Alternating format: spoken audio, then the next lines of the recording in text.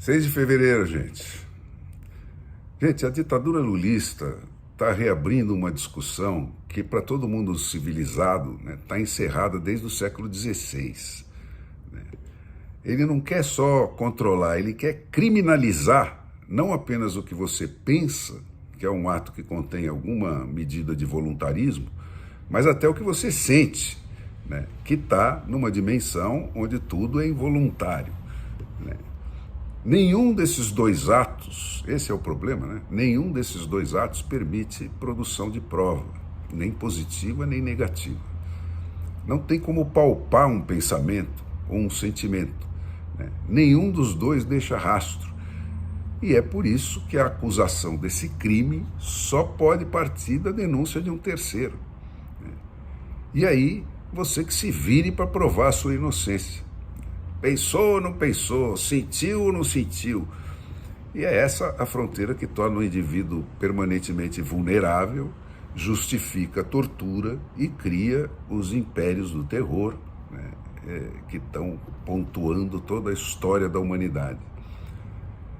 Criminalizar os pensamentos e as palavras, gente, significa, portanto, dar para o executor da lei carta branca para ele fazer de você o que ele quiser, na hora que ele quiser.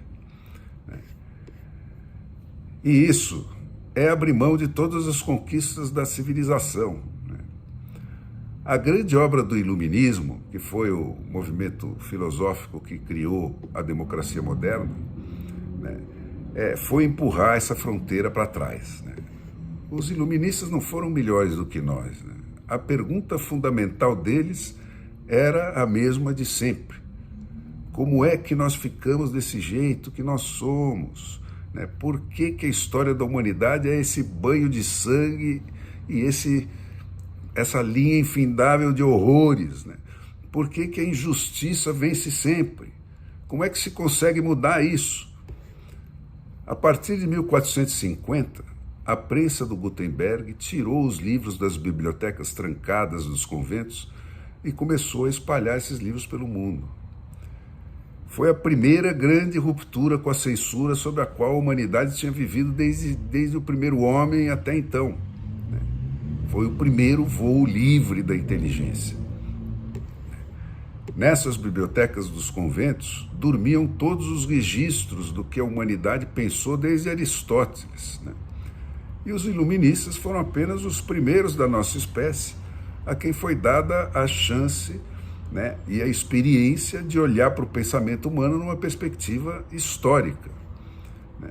Os primeiros a poder contemplar toda a sequência das perguntas que nós fizemos e das respostas que nós demos àquelas questões essenciais de sempre. E os primeiros a poder contemplar o que de tudo isso, de toda essa sequência, permaneceu valendo independentemente das mudanças das circunstâncias. E o efeito dessa experiência foi fulminante. Criou uma espécie de euforia. A libertação das inteligências da prisão do dogma, a possibilidade de experimentar e de duvidar, de cara criou o subproduto da ciência moderna, que não é pouca coisa. E abriu para a humanidade a possibilidade de ganhar algum controle sobre o seu próprio destino.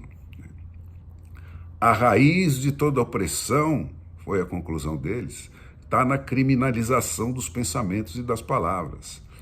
E a resposta está em reconhecer e em institucionalizar a dimensão do eu. Reconhecer e tornar inviolável o círculo da intimidade. Declarar o fato como a única base da verdade e da justiça e, portanto, como o único limite daquilo que pode ser regulamentado por terceiros. O resto é de cada um. O resto é da religião. E, por isso mesmo, também a escolha da religião tem que ser livre. Criminalizar de novo os pensamentos e as palavras é a volta à idade das trevas. É a volta ao tempo em que não existia presunção de inocência. É a volta ao tempo em que o ônus da prova volta a ser do acusado. É a volta ao tempo em que basta uma denúncia para acabar com a sua vida. E a civilização, gente, é, sem tirar nem pôr, tudo que se opõe a isso. O resultado prático, a tradução formal da aventura intelectual dos iluministas para o eterno confronto da liberdade contra a opressão, é o chamado Estado de Direito, que por todas as razões mencionadas, passa a ser regido por uma lei que alcança exclusivamente o universo material, o universo dos fatos e das obras. A inviolabilidade do círculo da intimidade, onde moram os pensamentos e de onde saem as palavras, é o que blinda o indivíduo contra o poder do rei e contra o poder do Estado. Porque, estando dentro da lei, nem o rei nem o Estado podem te tocar. E a suspensão dessa proteção só pode ocorrer mediante prova material, mediante feito, mediante obra visível, palpável, mensurável e expressamente capitulada como criminosa previamente, como são, por exemplo, as obras do lulismo, provadas e comprovadas pela Lava Jato. Esse, gente, é o resumo da civilização. O Estado democrático de direito é um importante avanço sobre a ideia do império da lei.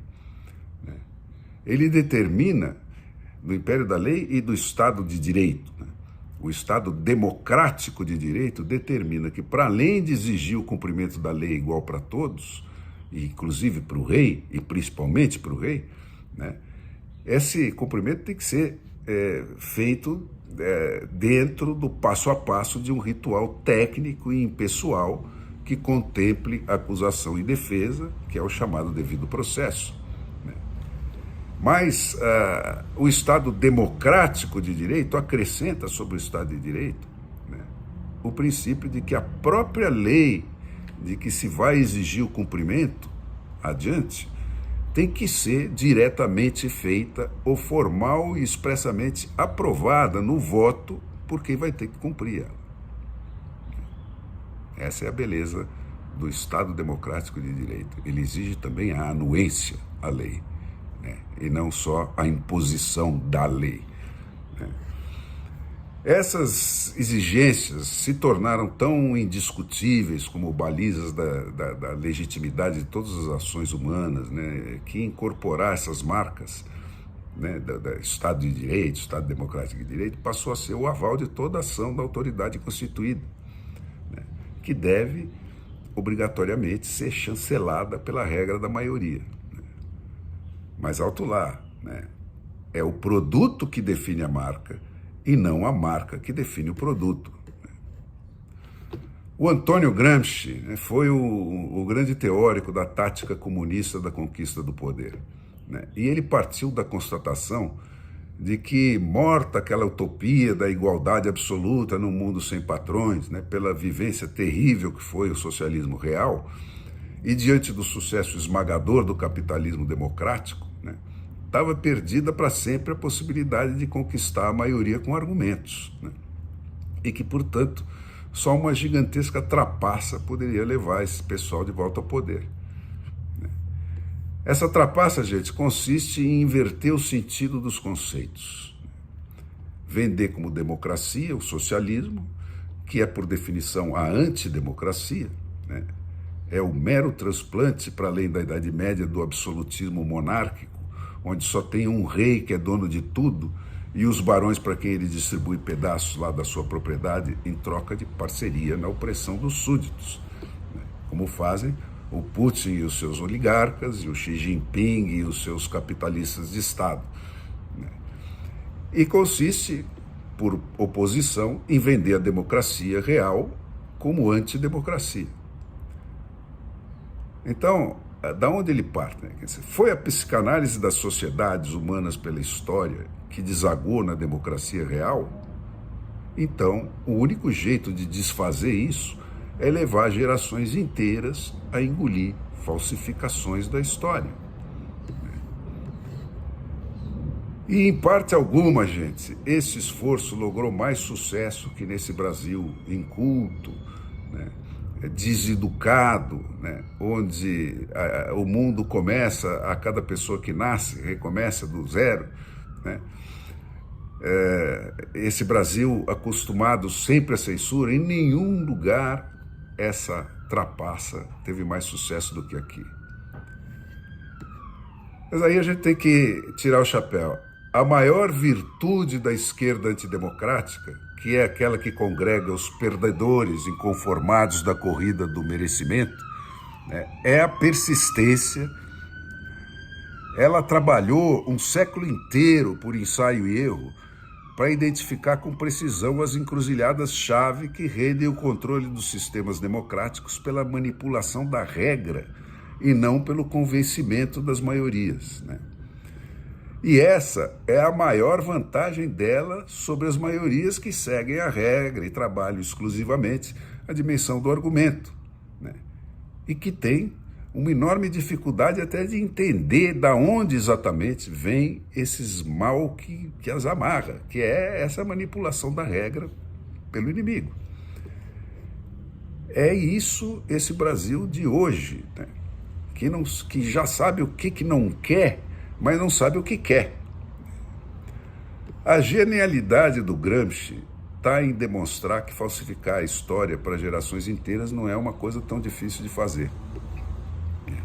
Basta identificar e ocupar os gargalos do sistema de transmissão do conhecimento, né, que são as escolas, os jornais, as artes, as redes sociais, e então perverter a educação daquele ideal iluminista de um sistema de busca e de transmissão do conhecimento, depurado pela história e pela ciência de geração em geração, em um sistema de disseminação sistemática da mentira, né, para pôr uma narrativa no lugar dos fatos.